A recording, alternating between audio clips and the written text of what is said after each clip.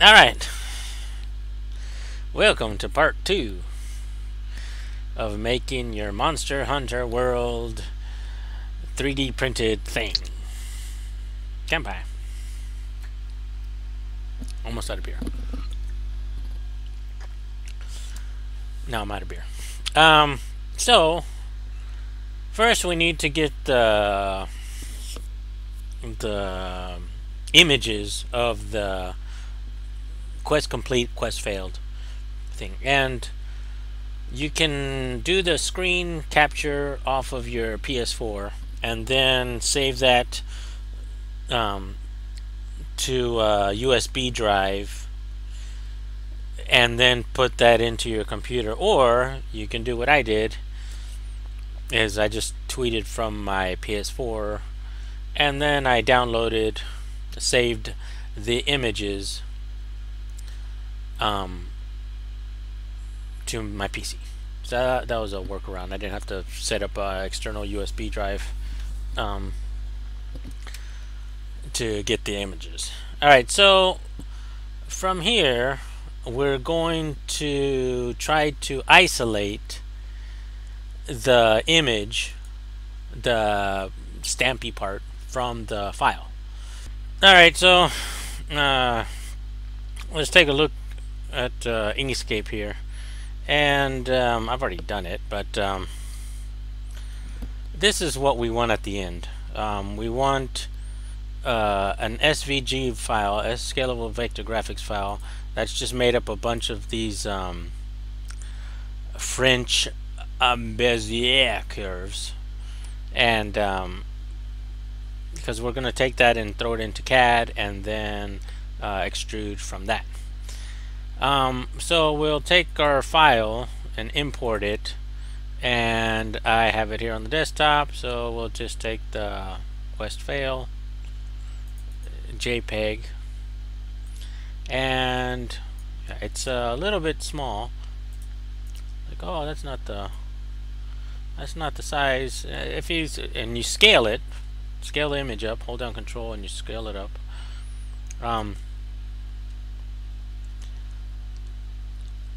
You know, it doesn't really matter the scale, because they're just, and the paper size doesn't matter. I'll just do it down here. So there are a couple of different ways to try to remove the red part from this black part, and lots of different software you can use to try to do that. I just use Inkscape because it's free, and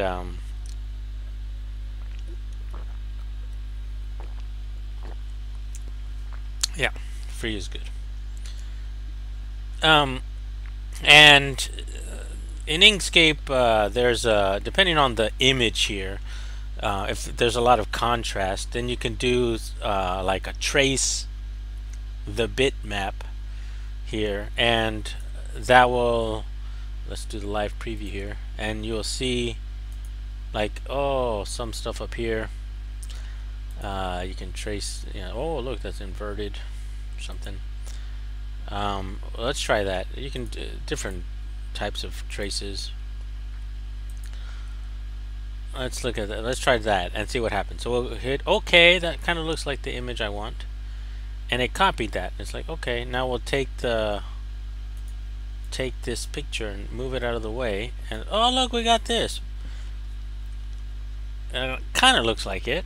I mean, you can make it out, but we can't. If we click on it, it's so many tiny little points, and that's just, you know, that's not what we want, because we'd have to edit that a whole bunch, and it just gets annoying.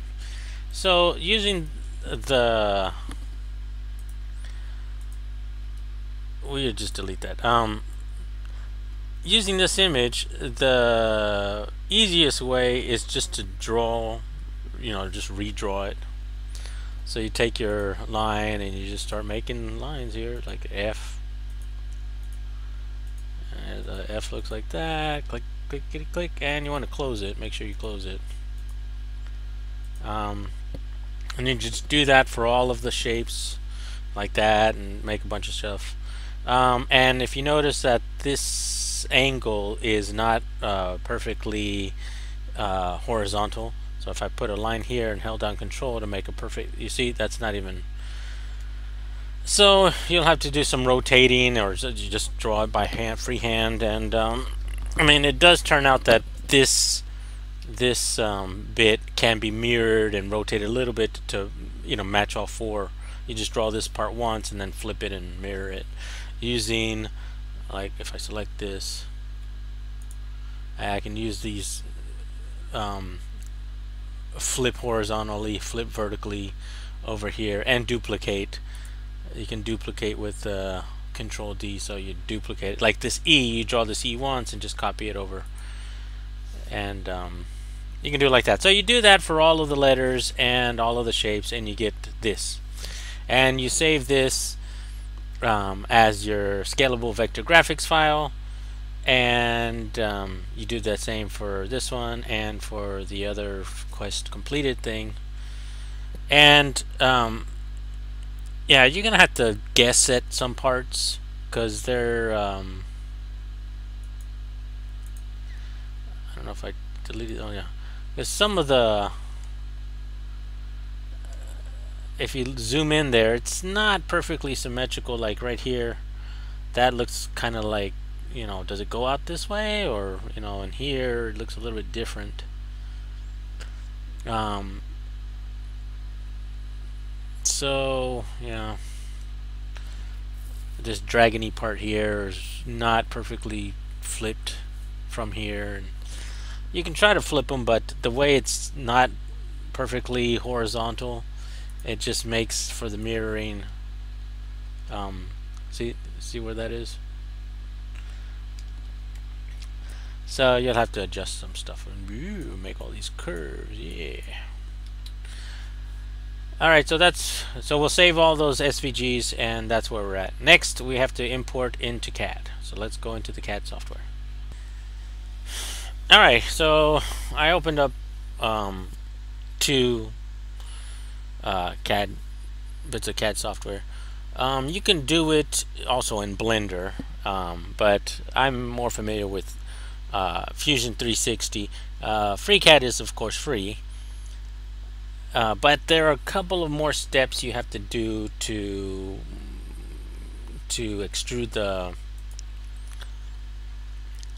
extrude the logo. So you have technically you have to take the path and you have to convert it into a solid, and then you can extrude it that way, or put a face on there or something. So that's an extra step. Fusion lets you do it, or it does it by itself. So super quickly, you start a file, start a new design, and you'll make a sketch. So first we'll set up the size of the thing that we want to make. So if we're going to make like a stamp or something, we want to determine its size, and then using the scalable vector graphics image, we can import that and scale it so that it looks good inside of our perimeter. So we'll say a circle. Okay, so we'll from the center there, and we'll say we'll make it 5 centimeters or 50 millimeters across. So that's the size of our thing. If we put a stamp or something, make it a stamp. When we 3D print it, we could like stamp things with this. Let's just imagine that's what we're doing. Then we're going to insert that scalable vector graphics file that we did in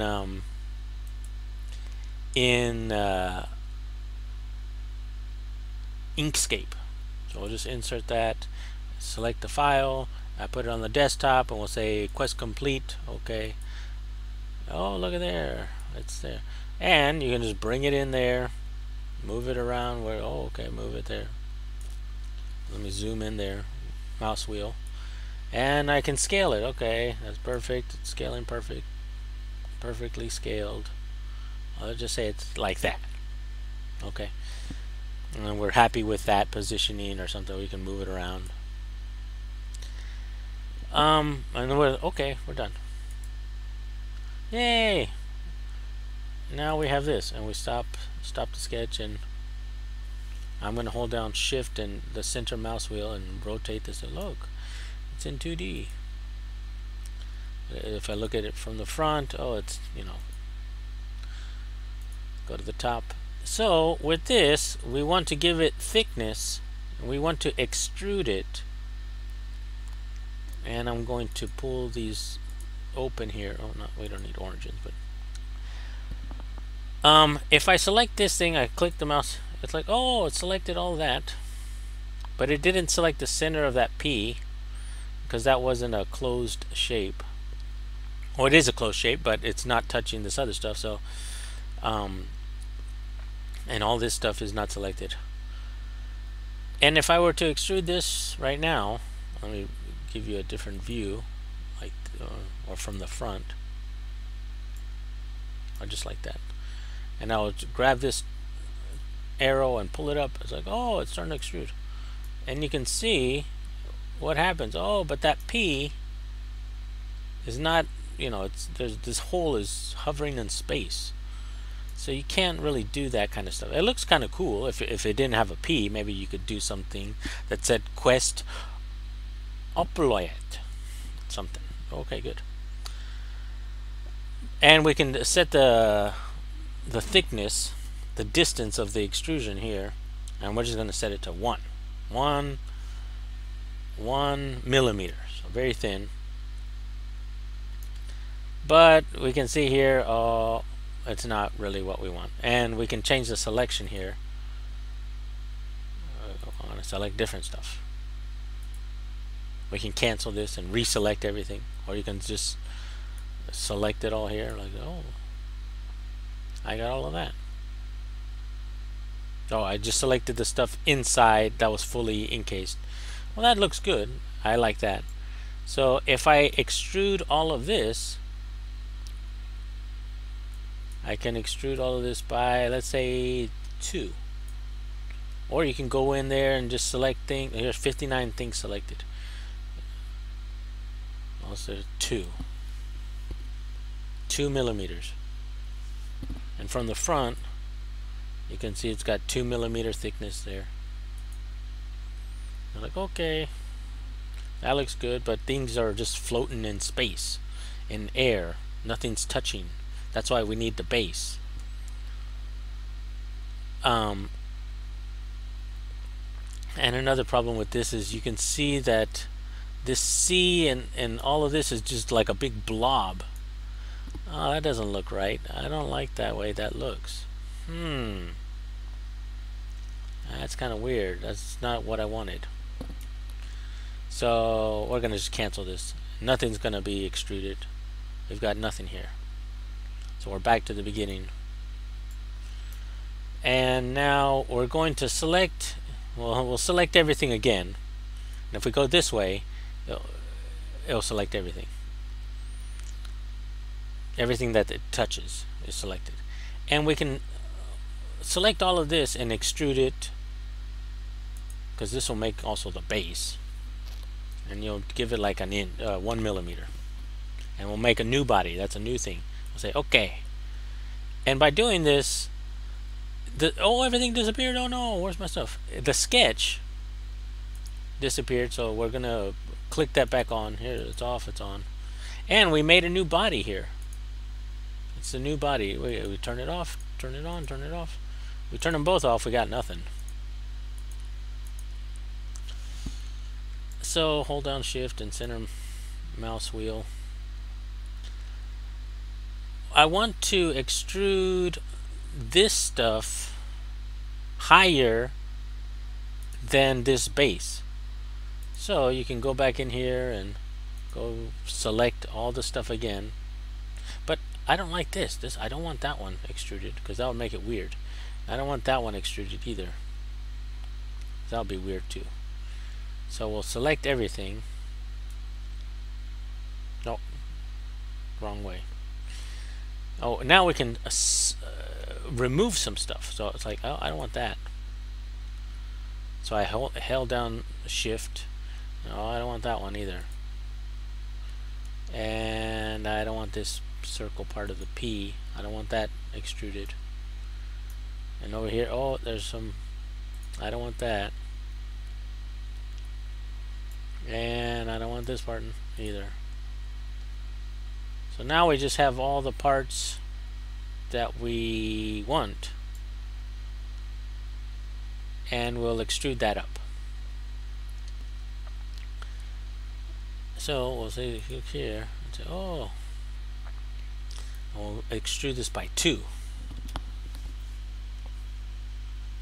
can see that.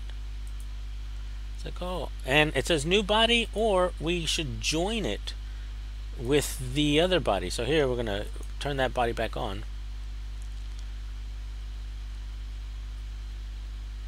Turn on. There it is. And oh, everything's red. What's going on? And you can see here it says cut. So if I did this, it would cut out all these shapes and just leave us with just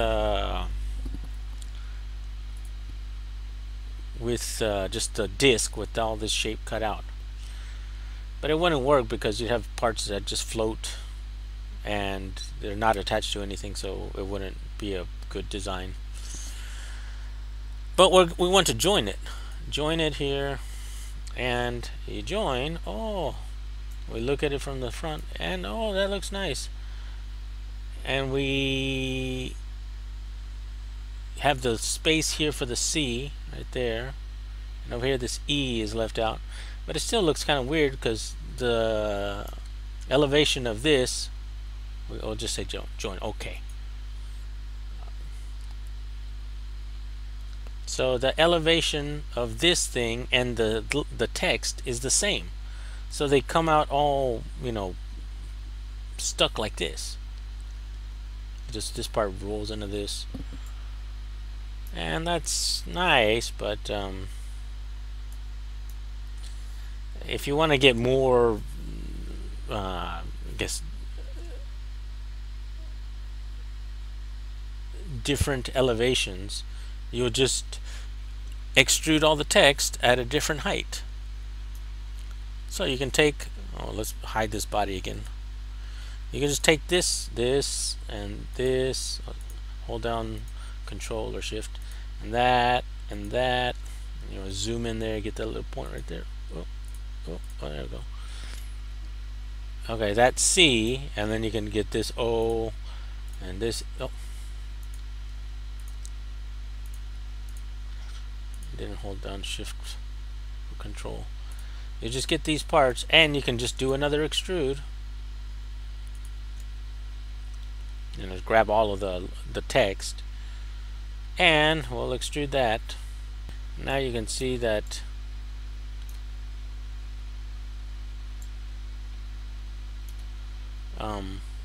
the C is elevated higher and than the other ones, and there's some difference there, and the text